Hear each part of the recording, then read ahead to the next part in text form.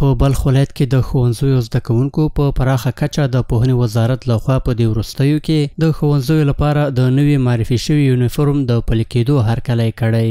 دوی وایي چې دغه نوې جامې د افغانانو د اصلي هویت او کلتور ښکارندویي کوي. ما از این یونیفرمی که برای ما تعیین شده راضی هستیم. طبق مقررات که از قدامت برای ما میراث مانده از بزرگوارای ما از استقبال میکنیم و از امیرالمومنین خیلی خوشحال و شاد خرم هستیم. خوش هستیم از این یونیفرم جدید ما، چون همی فرهنگ اسلامی ماست و افغان هستیم، چون ملت ما و پدر بزرگای ما لباس به تن داشتند. ما در این یونیفرم بسیار آزاد هستیم و هر کشور از خود یک فرهنگ داره. این پیرانتونبان لنگی یکی از فرهنگ کشور ماست. ورته مهال په بلخ کې د ښوونځیو استادان وایي وروسته له هغه چې د پوهنې وزارت د ښوونځیو د رسمي یونیفورم د بدلولو حکم صادر کړ، دا پریکړه د زده کوونکو له مثبت غبرګون سره مخ شوه او ډیری زده کوونکي د دې نوي یونیفورم په اغوستلو سره ټولګیو ته حاضریږي.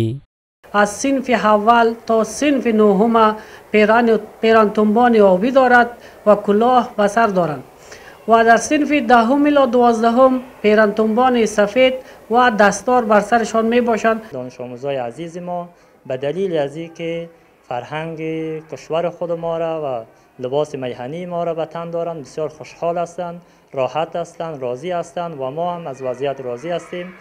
له بلې خوا په مزار شریف ښار کې د یاد ښوونځي سرښوونکی وایي چې په تیرو وختونو کې د ملي یونیفورم نشتوالي د ښوونځیو مسؤلینو ته ګڼې ننګونې رامنځته کړې وې چې ورسره به یو شمېر زده کوونکي د دې یونیفورم د نه درلودلو له امله په منظم ډول ټولګي ته له تګ څخه منع کېدل.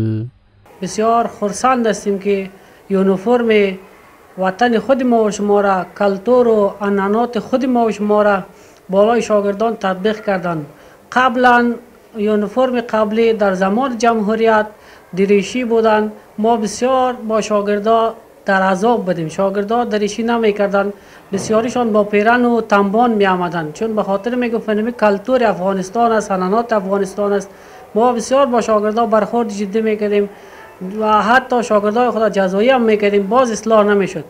خوشبختانه فعلا شاگردای ما کلش با پیرانتونبان است. د یادونې وړ ده چې په بلخ ولایت کې شاوخوا 600 دولتي ښوونځي فعالیت کوي چې د پوهنې وزارت له لارښوونې سره سم په ډیری دغه ښوونځیو کې نوی یونیفورم پلی شوی دی.